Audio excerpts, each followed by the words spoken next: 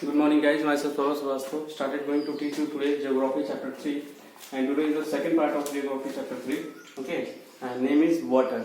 Now, in today's class, I am going to discuss with you the topic. First is clouds. Second topic is fog, mist and dew, and third topic is precipitations, and fourth topic is water cycle.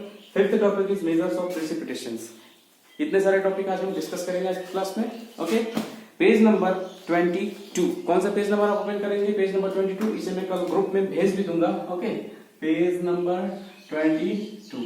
इसी page number पे ये सारे topics दिए हुए हैं, उसे आज मैं डिस्कस करूंगा. ओके, देखिए क्लाउड्स क्या होते हैं. When warm moist air rises upwards it gets cooled. Okay, जब गर्मी बहुत ज्यादा पड़ती है, मतलब आज के समय में जब गर्मी बहुत ज्यादा पड़ती है, देन जो वाटर अर्थ क्रस्ट पे प्रेजेंट होता है, ये वाटर क्या होती है? हीट एब्जॉर्ब करने के बाद, हीट को एब्जॉर्ब करने के बाद, जैसे ही पानी देखते हैं घर में जब पानी गर्म होता है तो पानी गर्म होकर कहाँ होता है? ऊपर. तो ये भी गैसेस क्या होंगी? ऊपर उठने की कोशिश करेंगी, ऊपर उठने की कोशिश करेंगी. और जैसे जैसे इसकी हाइट बढ़ती जाएगी वाटर वेपर की, वैसे वैसे ठंडा होता जाएगा. क्या होता जाएगा? कूल होता जाएगा, कूल होता जाएगा. कॉन्सेप्ट समझ में आया? हीट सन से एब्जॉर्ब करेगा वाटर, तो धीरे धीरे गर्म होकर किस में चेंज होगा? वेपर में चेंज होगा. और वेपर जब गर्म होगा तो कहाँ उठेगा? ऊपर की तरफ उठेगा. और ऊपर की तरफ जैसे जैसे उठेगा वो ठंडा होता चला जाएगा. आई होप आपको समझ में आया होगा. When the temperature falls further, some of the water vapor in the condense around dust particle and forms minute droplets of water. कुछ जो वाटर वेपर होते हैं तो हम जानते हैं कि इन्वायरमेंट में छोटे छोटे डस्ट पार्टिकल भी प्रेजेंट होते हैं. तो ये वाटर वेपर जो है वो डस्ट पार्टिकल के साथ कंबाइन हो जाते हैं, और डस्ट पार्टिकल जब इससे मिलते हैं तो यही वेपर किस में चेंज होते हैं? वाटर ड्रॉपलेट्स में, यानी कि पानी की बूंद में चेंज हो जाते हैं. और वही पानी की बूंद की जब क्वांटिटी बढ़ जाती है तो बारिश के रूप में, रेन के रूप में वो अर्थ पे वापस चले जाते हैं. इसी को हम क्या कहते हैं? वाटर साइकिल कहते हैं. क्या कहते हैं? वाटर साइकिल कहते हैं. यानी कि गर्मी के दिनों में वाटर जो है हीट एब्जॉर्ब करके वाटर वेपर में चेंज होता है. वाटर वेपर जैसे जैसे ऊपर उठता है वो कंडेंस होकर के डस्ट पार्टिकल के साथ मिलता है, वाटर ड्रॉपलेट्स बनाता है. वाटर ड्रॉपलेट्स फिर से अर्थ पर पानी के रूप में आ जाते हैं. This process is called water cycle. Okay,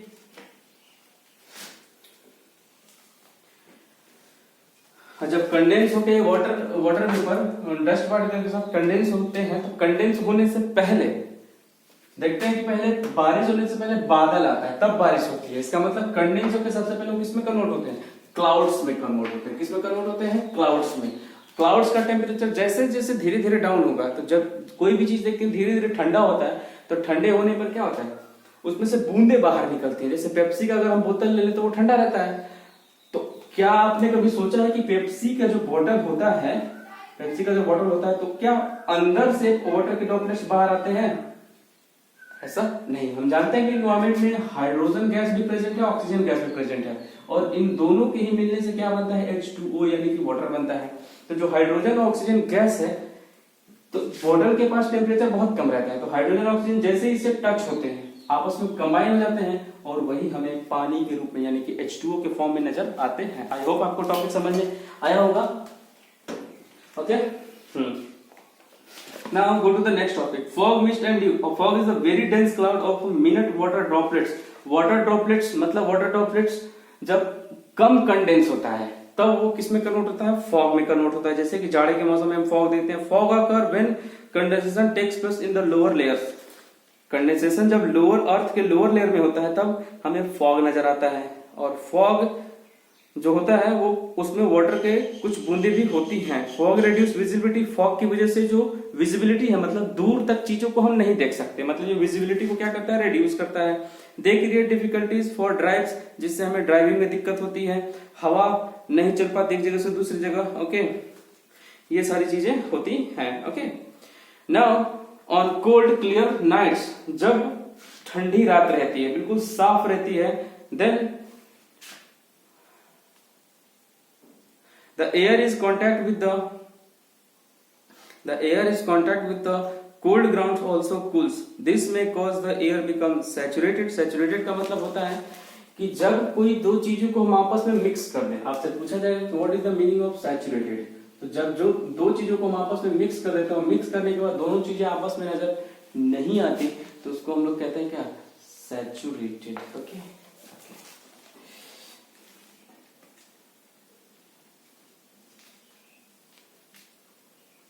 अब देखिए प्रेसिपिटेशंस क्या होते हैं। तो precipitations clouds are millions of tiny water droplets. Clouds में है छोटे छोटे पानी की बूंदें बहुत ज्यादा प्रेजेंट होती हैं। कुछ ड्रॉपलेट्स जो है वो बहुत धीरे धीरे बनती हैं, while some are carried up the air current, और कुछ की वजह से एयर करंट भी प्रोड्यूस होता है। The moving droplets bump into each other and stick together to form large droplets। कुछ पानी की बूंदें मिलकर बड़ी ड्रॉपलेट्स बनाती हैं। इसी में ड्रॉपलेट्स कभी बड़ा हो जाता है, कभी छोटा हो जाता है, और कभी कभी बारिश बहुत हैवी हो जाती है। Then they fall as rain, और जब पानी की बूंदें बहुत ज्यादा हो जाएंगी तो वही बारिश के रूप में नीचे आएंगी। ठीक है, कभी कभी वो पानी गल नहीं पाता है तो सीधे बर्फ के रूप में कभी कभी नीचे आ जाती है। Become heavy and fall flake of snow. The falling of condensed water vapour in called precipitation. यानी कि पानी की बूंदों का जमीन पर गिरना ही क्या कहलाता है? प्रेसिपिटेशन कहलाता है। Okay, water cycle I have already discussed. Water cycle I have already discussed. ठीक है, वाटर साइकिल में एक चीज हमें ध्यान देनी है कि पॉल्यूशन बहुत ज्यादा होता है तो हवा के साथ जब पानी की बूंदें मिलती हैं तो जो पहली बारिश होती है ना, उस पहली बारिश में एसिड रेन का मतलब समझते हैं ना, इससे बहुत ज्यादा नुकसान होता है। जो चीजें व्हाइट कलर की होती है वो पीले रंग की हो जाती है, येलो कलर की हो जाती है एसिड रेन की वजह से। तो पहली बारिश होती है तो पहली बारिश से हमेशा हमें बचने की कोशिश करनी चाहिए। क्यों? क्योंकि पॉल्यूशन की वजह से जो रेन, जिसका वाटर सबसे प्योर माना जाता है, उसमें एसिड की क्वांटिटी बढ़ जाती है। और एसिड न सिर्फ प्लांट्स के लिए, न सिर्फ एनिमल्स के लिए, बल्कि ह्यूमंस के लिए बहुत ज्यादा नुकसानदेह है। इसका मतलब हमें पहली बारिश से हमेशा बचना चाहिए। ओके,